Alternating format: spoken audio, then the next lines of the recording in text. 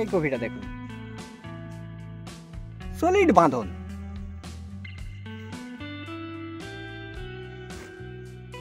কপিটা দেখতে ছোট হলেও 2.5 কিলো 3 কিলো পর্যন্ত ওজন হবে।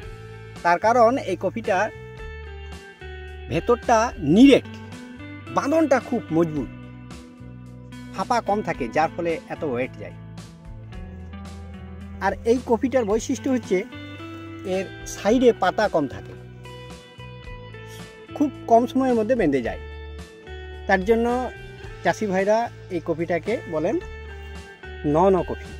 অর্থাৎ নন বলার উদ্দেশ্য হচ্ছে এটা 60 দিনের ভেতরে কপিটা হয়ে যায়।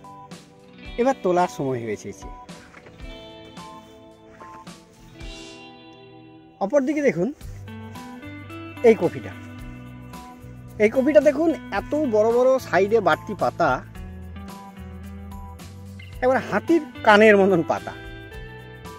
এটা হচ্ছে বড়ান। এটা 90 দিনে কপিটা হয়। চাষি ভাইরা বলেন বড়ান কপি। এই কপিটা একটু সময় লাগলে, এত বড় সাইডের পাতা হলেও কপিটা 5 কিলো 7 কিলো পর্যন্ত হয়ে যায় এখানে।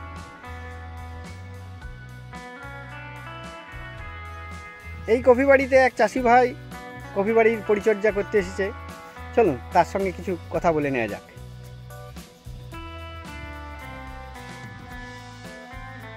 আপনারা এই ছোট যেটা কফি, সেটা কাঠাপতি কত বসান? আর এই যে এই বড় কফি যেটা রয়েছে বড়ান বলছেন, খুব দীর্ঘ সময় লাগে 3 মাস, সেই কফিটা কত বসান কাঠাপতি? বড়ান যেটা সেটা 300 বসতে, 250, আর যেটা 60 দিনে সেটা 300 বসে কাঠাতে। এইটা যদি আরো কম বসানো হয় তাহলে কি এটা আরো বড় হবে, ওজনে বাড়বে? সাইজ বড় হয়ে যাবে, মোটামুটি 7 কেজি 6 কেজি সাইজ হয়ে যাবে পাতলা বসালে। আর মিনিমাম এখন পাতলা আর 300 যদি বসে, 250 বসে, তাহলে 2 কেজি 2.5 কেজি 5 কেজি পর্যন্ত সাইজ হবে। আপনি যে বলছেন যে 10 কেজি পর্যন্ত হয়ে যায়? 10 কেজি খুব পাতলা বসিয়ে গেলে হবে। মাত্র মোটামুটি হয়তো 1000, 100, 200 এরকম বড় বেড়ায় ওটা পাতলার জন্য। আচ্ছা, সেটা কত ওজন যায়? ওজন তো আমাদের বিক্রি হয় না, ঠাউকা। এবারে না, আন্দাজ কত ওজন হয়? হ্যাঁ, 8 কেজি পাতা নিয়ে তো 10 কেজি হয়ে যাবে। আমরা পাতা ভেঙে ফেলাই দিই তো, 10 কেজি গোটা গাছ তো ওজন করলে অনেক হবে, প্রায় 10 কেজি আপে যাবে। সেচ কবার লাগে? সেচন মোটামুটি 7-8টা লাগবে। 7-8টা? হ্যাঁ, প্রথম থেকে, বীজ বাঁধার আগে থেকে। আর ইউরিয়া সার কি ওই সেচের জলের সঙ্গে দিয়ে দেন নাকি? ওই লাগা ছড়িয়ে দিতে হবে। আবার কেউ ওই গোটা মাটি হিঁচে দেয়, ওটা 500 হিসেবে কাঠাতে। 2বার ইউরিয়া লাগবে। এই কফিটা এবার তুলবার সময় হয়েছে না? হ্যাঁ, এটাও হয়ে গেছে এবারে। আর এইটা এখনো সময় লাগবে? হ্যাঁ, এটা এখন এটা কিছুদিন যাবে, মোটামুটি 1 মাস বাদ তখন। চলুন তাহলে দেখে নিই এইখানকার প্রান্তিক চাষিরা তাদের দক্ষ হাতে কিভাবে কফি চাষ করে থাকেন।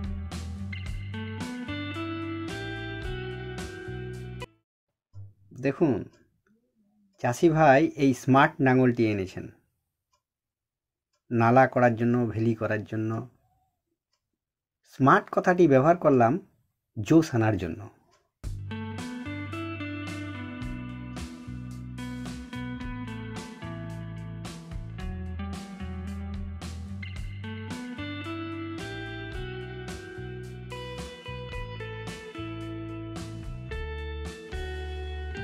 প্রথমে কাঠাপতি 2.5 কিলো করে নিমখোল দেন। নিমখোল দেওয়ার কারণ সরিষা খোলের দাম এখন খুব বেশি, নিমখোলের দাম কম। এবং 2.5 থেকে 3 কিলো 10-26-26 জমিতে দিয়ে বারে বারে হাল দিয়ে মাটিটাকে ঝুরঝুরে করে দেন। অনেকে হাল গরু দিয়ে চাষ করেন, ওই দূরে দেখছেন হাল দিয়ে মাটি তৈরি হচ্ছে।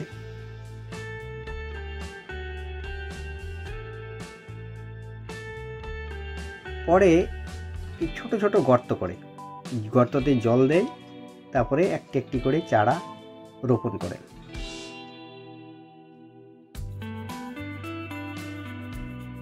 দশ থেকে 20 দিন পর্যন্ত ওই চারার গোড়ায় জল দিতেই থাকেন।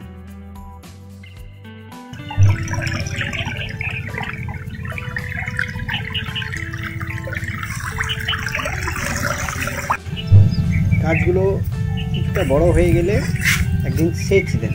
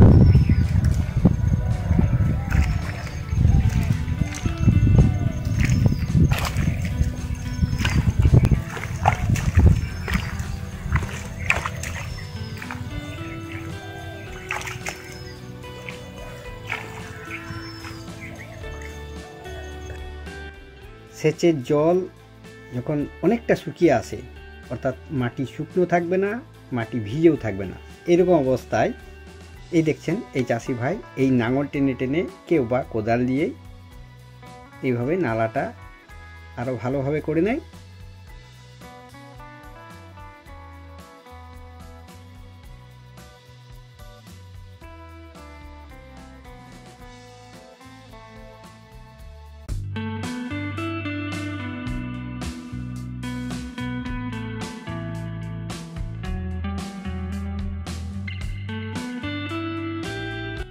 তারপর এই দেখছেন কোদাল দিয়ে এইভাবে দু সাইডের মাটি গাছের গোড়ায় দিয়ে দেয়। তার সঙ্গে কেউ কেউ 10-26-26ও মিশিয়ে দেয়।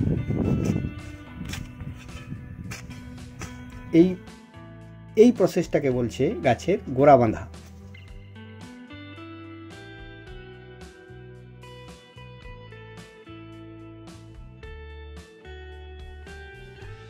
এরপর মাঝে মাঝে সেচ দেওয়া হয়।